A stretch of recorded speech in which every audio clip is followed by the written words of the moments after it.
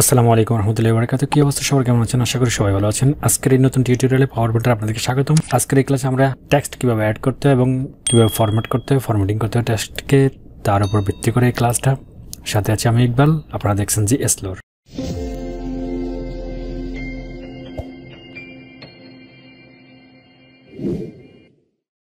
Welcome back. এখানে আমি type করেছি this is a title, this is a subtitle, right?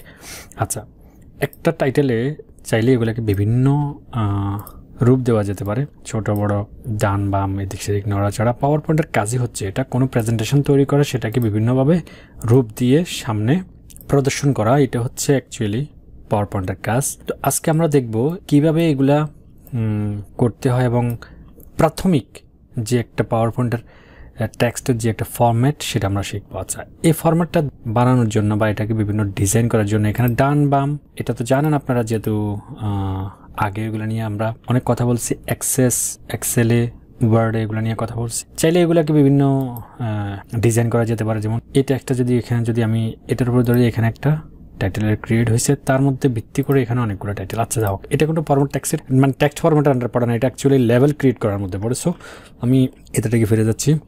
আচ্ছা, তার আগে এরকম এখানে একটা পিকচার দরকার, জায়গাটা কেমন জানি খালি।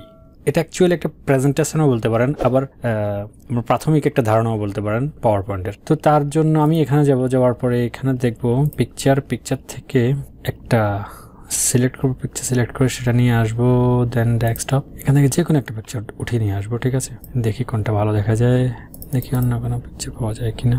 সুন্দর একটা পিকচার যদি নিয়ে আসতে পারি, লুকিংটা ভালো হবে, তাই না? দেখতে ভালো লাগবে, কাজ করতেও সুবিধা হয়। এটা ইনসার্ট, যখন ইনসার্ট করলাম এটা পুরো পেজ জুড়ে আসছে। ঠিক আছে, এটাকে ছোট করার জন্য, এটাকে যদি যখন আমরা ছোট করবো, ছোট করার জন্য এইভাবে ছোট বড় করা যেতে পারে।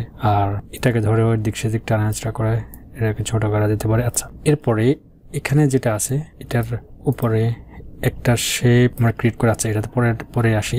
শুধু আগে এটাকে দেখি, এটাকে কিভাবে সেট করা যেতে পারে। দেন এখানেও কয়টা কলাম, এই যে 2 কলাম 3 কলাম, এটা কিন্তু ফরম্যাট টেক্সটের একটা অধীনে পড়ে। ঠিক আছে, তারপরে এখানে আবার অনেকগুলো টাইটেল ক্রিয়েট করা যেতে পারে। যেমন ফর এক্সাম্পল এই টাইটেলটাকে চাইলে এখানে বুলেটিং করা যেতে পারে, যেমন লিস্ট, এগুলা।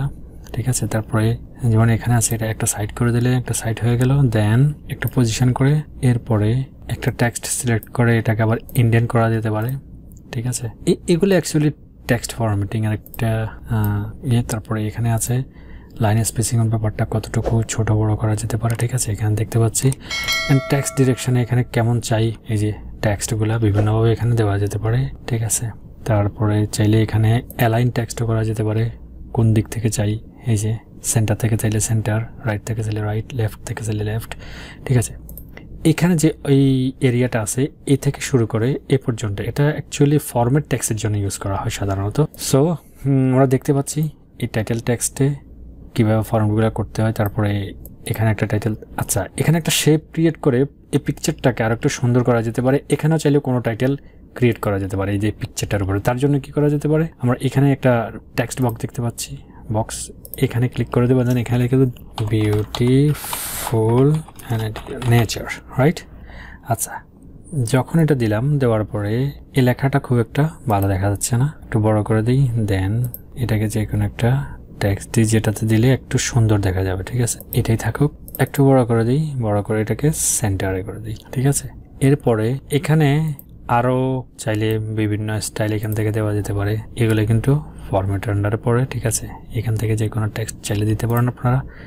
সেমভাবে এগুলাকেও বিভিন্ন এখানে, আচ্ছা বাই দ্য ওয়ে, যেমন এখানে যদি আপনি কোনো লাইন যদি চান, তাহলে সেক্ষেত্রে এখানে ফিল, এই যে ব্যাকগ্রাউন্ড ফিলের জন্য এটা।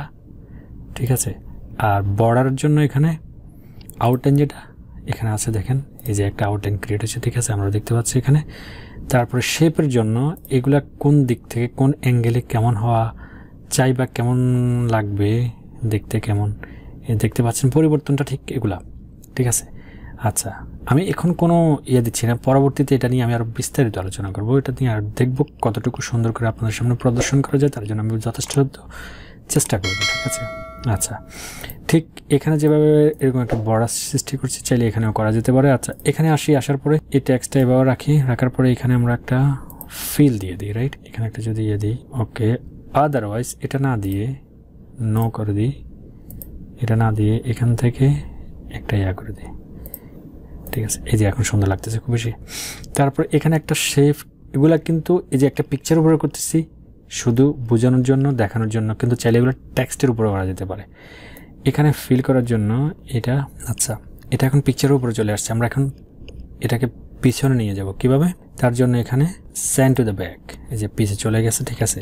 দেন এটাকে চেপে ধরে আবার এদিকে যদি কপি করতে নিয়ে আসি, এখানে নিয়ে আসে, এখানে ছেড়ে দিলে সেন্ড টু দ্য ব্যাক এখন চলে গেছে, ঠিক আছে? এটা দেখতে একটু ভালো লাগতেছে আগের চাইতে। আমরা চাইলে এটাকে আরো ছোট করে দিতে পারি, ছোট করে ঠিক এখানে নিয়ে আসে এটাকে একটু এদিকে করে দিই। আপনি চাইলে এখানে যে কোনো টেক্সট দিতে পারেন, এটা অ্যাজ ইউর উইশ, ঠিক আছে? আচ্ছা, এখানে চাইলে আবার কোনো একটা টেক্সট আপনি ক্রিয়েট করতে পারেন, যে কোনো টেক্সট যেটা দিয়েছেন, হোয়াট এভার কী দেওয়া যেতে পারে। যেমন আমি একটা dot dot dot dot dot dot দিয়ে যাই, ঠিক আছে? ডট ডট ডট ডট দিয়ে যাই, এটা মনে করতে পারেন এটা টেক্সট, ঠিক আছে? আমি কোনো কিছু স্পেসিফিকলি লিখতে চাচ্ছি না এখানে, আপনারা চাইলে যে কোনো কিছু টাইপ করে এখানে দিতে পারেন, এটা দেখতে সুন্দর দেখা যাবে এখন। এবং একটা দেখেন এখানে বুঝতে পারতেছেন এটা কতটুকু কি। সো এই ছিল ফরম্যাট টেক্সট, বা যে কোনো পিকচার উপরে টেক্সট ফরম্যাট করে এটাকে সুন্দর একটা লুকিং দিয়ে একটা প্রেজেন্টেশন তৈরি করা। তারপর আপনারা এগুলো আবার এগুলোকে এই শেপগুলোকে আরও বিভিন্নভাবে করা যেতে পারে। যেমন এখানে এই যে এডিট পয়েন্টে যদি যাই, দেখেন এগুলোকে আবার কিন্তু এদিক সেদিক করা যেতে পারে, দেখেন, ঠিক আছে? এডিট পয়েন্ট, এগুলো সম্পূর্ণ আপনাদের নিজের উপর, ঠিক আছে? আমি জাস্ট একটা আইডিয়া দিচ্ছি, বাকি আপনাদের কাছে, আপনারা কীভাবে করবেন সেটা আপনারা ভালো করে জানেন। তো আজকের মতো এখানে বিদায় নিচ্ছি, দেখা হচ্ছে আগামী নতুন কোনো টিউটোরিয়ালে। ততক্ষণ যেন ভালো থাকবেন, আপনার সুস্বাস্থ্য কামনায় আজকের মতো এখানে বিদায় নিচ্ছি। অবশ্যই আমার চ্যানেলটা সাবস্ক্রাইব করে পাশে থাকেন এবং পাশে থাকা বেল বাটনটিকে প্রেস করতে অবশ্যই বলবেন না, যাতে করে আমার নতুন কোনো ভিডিও আপলোড দিলে আপনারা সহজে আপনাদের কাছে নোটিফিকেশন পৌঁছে যায়। তার জন্য অবশ্যই চ্যানেলটা সাবস্ক্রাইব করে পাশে থাকা বেল আইকনটি অবশ্যই প্রেস করতে বলবেন না। ধন্যবাদ।